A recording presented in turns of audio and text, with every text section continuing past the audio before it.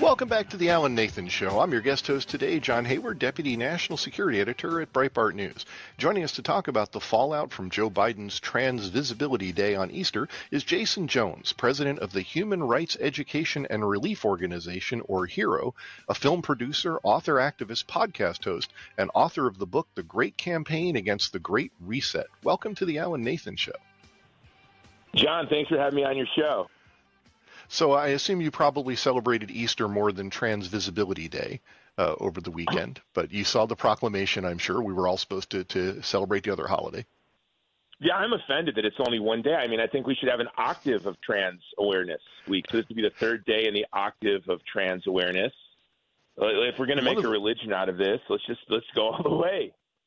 One of the funny things about the controversy here is that when the White House started backpedaling and trying to justify this, they said one of the reasons that that day had to be Trans Visibility Day is that they didn't want to conflict with the other trans and gay holidays that are already littering the calendar, and they couldn't put it too close to the other trans days. So, I mean, we already do have about 15 trans and gay visibility days already.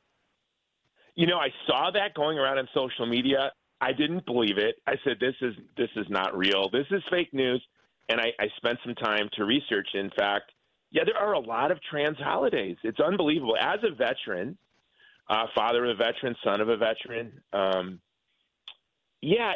wish that veterans had as many days of visibility and awareness as the trans community. But there we have it. And it's not as if the Christian community doesn't have things to be aware of. You know, in Nigeria, it's been one of the worst years for Christians around the world, suffering persecution from the rise of Christian nationalists. Hindu nationalists in India. Over 200 churches were burned down last year. We had 9 out of 10 Christians murdered in the world last year would have been murdered in Nigeria. The Communist Party of China is disappearing priests and bishops all across the CCP, all across China. In September, we had the Christians in Artsakh ethnically cleansed from their home where they lived since the 2nd century, where they've been celebrating Mass and praying since the 2nd century.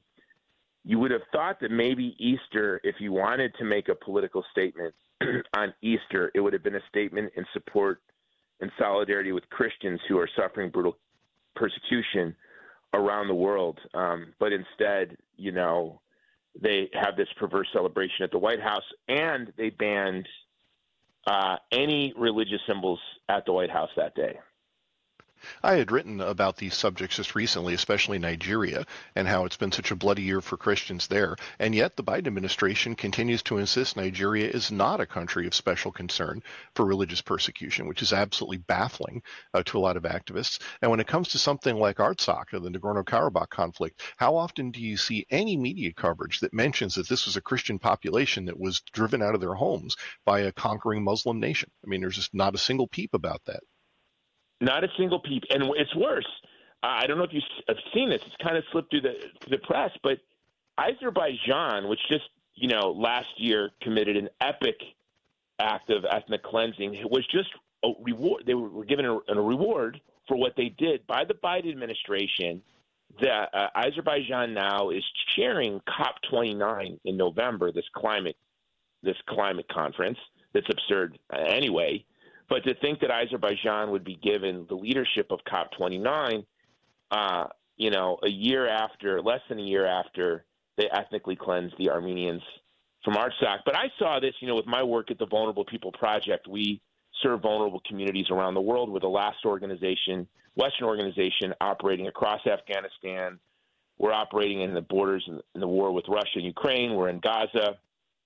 But with my work, I've seen this. You know, when ISIS was ripping its way through the first-century Christian communities and Yazidi community, the proto-Semitic people, the Yazidi of Iraq, as they were being wiped from the face of the earth, I met with the young leader of ethnic minority in Iraq, and I asked her if she met with the U.S. State Department. She said, in fact, she did have one meeting with the State Department. Now, this was in 2016 at the height of ISIS genocide. I said, well, how did that meeting go? She said, well, they told me that we're not focused on ethnic issues right now, but LGBT issues.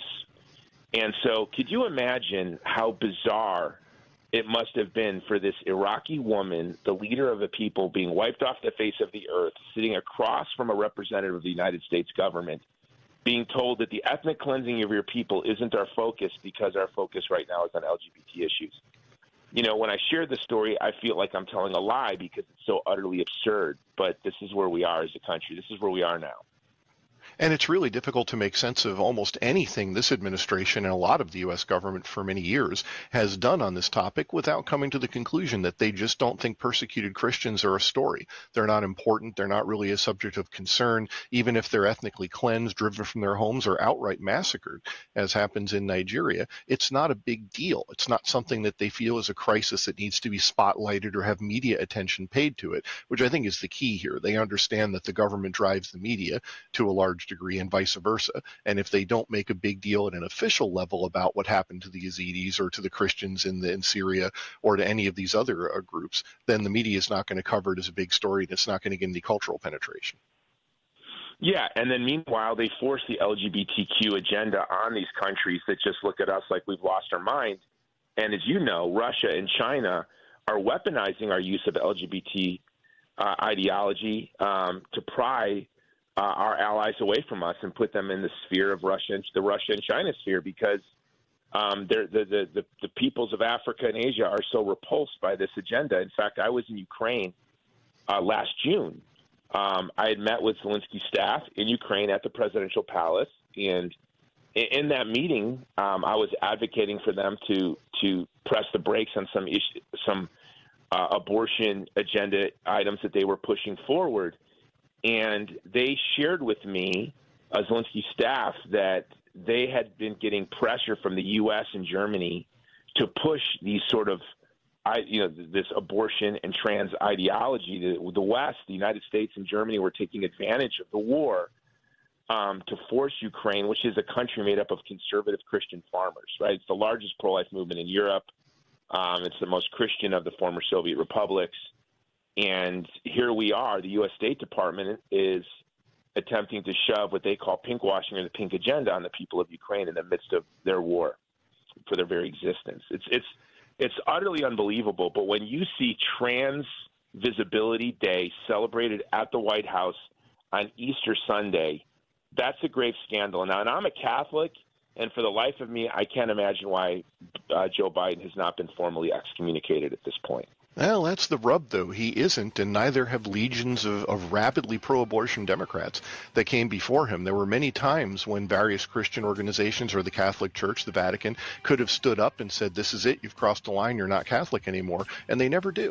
And that's one of the reasons why the left was able to infiltrate the religion far more than the religion doing anything to reform the left. Jason Jones, president of the Human Rights Education and Relief Organization, producer, author, activist, and author of the book The Great Campaign Against the Great Reset. Thanks for joining us today. I'm your guest host, John Hayward, sitting in for Alan. Thanks very much for joining us on this hour of the Alan Nathan Show.